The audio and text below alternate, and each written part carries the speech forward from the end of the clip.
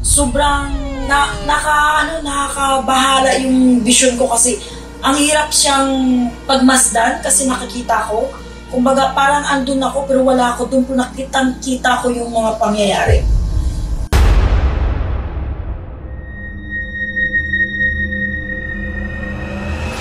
Hello po mga ka-PTV, sa video na ito ay tatalakayin natin ang nakakatakot na dilubyo na dadanasin ng 4 na probinsya na paulit-ulit na ipinakita sa mga visions ni Madam Rudy Baldwin.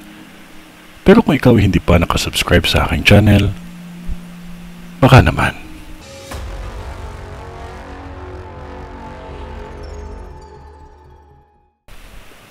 Ang letter K, N at M, di ko na po nilagay sa kadahilanan na ayaw ng mga taga Bicol, Mindoro, Bohol at Masbate. Na-post ko na at nawala agad sa page ko dahil na-report.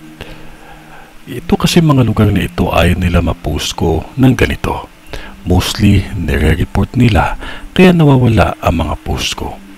Hindi ko naman ma-please ang lahat na paniwalaan ako. Ang sa akin lang, sana wag po kayo magalit. Ito naman ay babala na dapat lang nating paghandaan. Mga taga Bicol, hindi lang yan ang bagyo na dadanasin ninyo na nakikita ko. Wag po kayo magalit sa akin sa vision ko. Itong post na ito, nasa lugar ako mismo na yan. Kaya alam ko mas okay kasi ma-post ko pati lugar. Magmula ngayon mga taga Bicol, Bohol, Masbate at Mindoro, post ko na lahat. Wag nyo lang i-report dahil para din naman sa atin yan. Mahal pa din tayo ng Diyos pag lahat sama-sama magdasal, lagi may himala.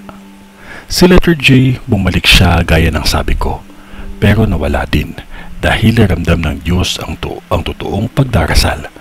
Hindi sapat isang tao lang ang magdasal, dapat lahat. Huwag ninyo sabihin na porket dumaan na ang bagyo sa inyo ngayon ay wala ng kasunod. Hindi din ibig sabihin na next year na ulit dahil lahat pwedeng maulit. Mula ngayon, ilalagay ko ang lahat. Basahin nyo na lang po. Bilang babala. Mga taga Bicol, ayaw talaga nila. Di ko naman masisisi dahil negative ang vision. Kaso lang po, para din naman sa inyo yan at least makapag-ready po kayo. Paghandaan ninyo mga taga Bicol ang malakas na lindol na yayanig. Paghandaan nyo po yan dahil malakas po ang nakikita ko. Pinilit ko po pigilan ang sarili ko na huwag ko na i-post dahil alam ko i-report ninyo.